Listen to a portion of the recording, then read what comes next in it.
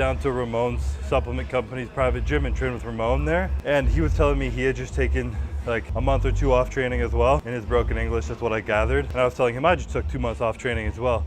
And it's hilarious.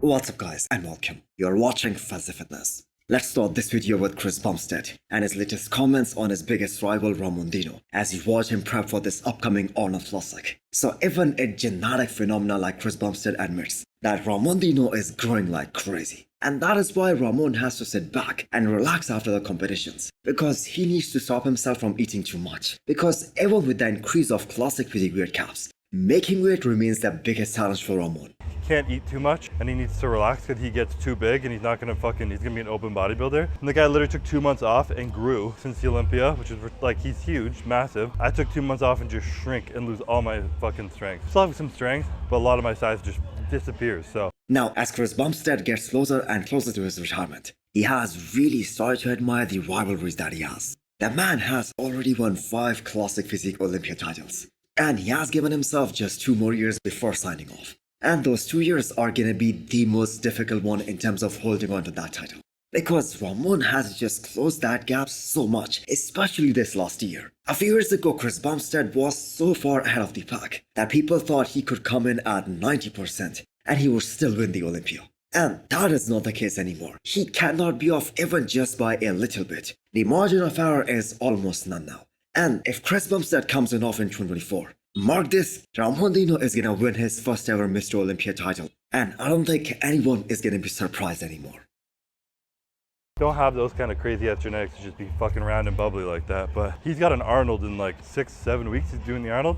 I got the Olympia in like 9 months. So that guy's a maniac. I'd be stressing right now if I hadn't started that early out. But he knows what he's doing. He's got to make weight. So following the plan. But Martin Fitzwater reveals his physique a little more than 10 weeks out of Detroit Pro. He's confident that this is gonna be a supersized version of Martin that we saw in 2022. He was extremely impressive at Texas Pro in 2022. Easily the most conditioned guy all around on that stage. But the guy he went up against was Andrew Jacked. And we all know Andrew Jacked is in a different league, especially structurally speaking. So if we think about it, this isn't gonna be an easy win for Martin at Detroit Pro, because that is the first show that is scheduled after the Arnold Classic. Not to mention, this is the first time this show is on schedule in the IFBB calendar year, and they will definitely want to have some big names in there. So Martin winning Detroit Pro seems like a fairy tale, because his application was denied for the Arnold Classic, and this is gonna be the first time bodybuilding world will get to see him on stage after 1.5 years gap.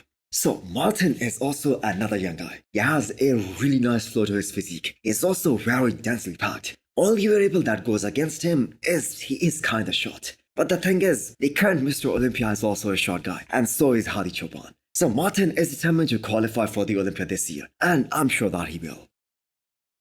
But I think as an overall, Antonio Burton is very, very, very, very impressive.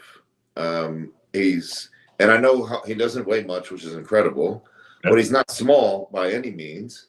He's round, he's full, and if he peaks right, I think he's going to shock some people. After making that big announcement, Nick Walker appeared on the Olympia TV and talked about his potential competition at this upcoming New York Pro. The biggest of them all is the reigning New York Pro champion Tonio Burton, who has been looking incredible since the Olympia last year. So Nick, as we all know, had a chance to watch them as a spectator, and he got to see Tonio at his best as well. And Nick had some really nice things to say about Tonio on this interview. So weight is just a number for Tonio Burton, because I'm pretty sure about this. Tonio was the lightest guy on the men's open bodybuilding stage at this past Mr. Olympia. And where did he place? 8th in the world. Just think about it, the guy is top 8 in the world. That is without a doubt a huge accomplishment. Obviously, we do not expect Tonio to beat Nick Walker. And I think we can all agree that Nick Walker is winning the show, no matter who shows up here. And he's gonna win it in a very dominating fashion as well. And that is gonna set him up as the main contender for the Olympia title in October. But still, it is gonna be interesting to see what game plan Tonio brings to the New York Pro this time. I think James Hollingshead, I think, is phenomenal. I love James. Yeah. I do think if he nails it, he could do tremendous things.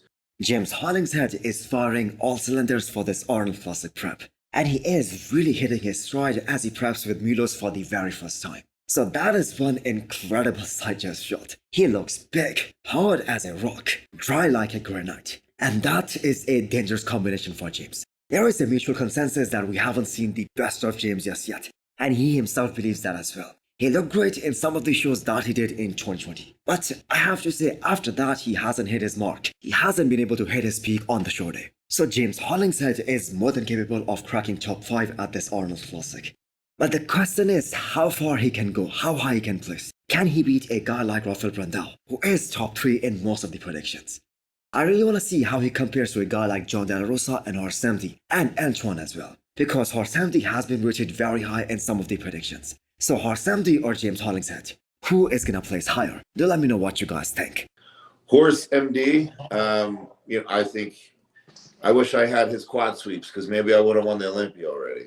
Also hit the thumbs up button if you liked the video, and smash the subscribe button if you wanna come back for more. Thanks for watching.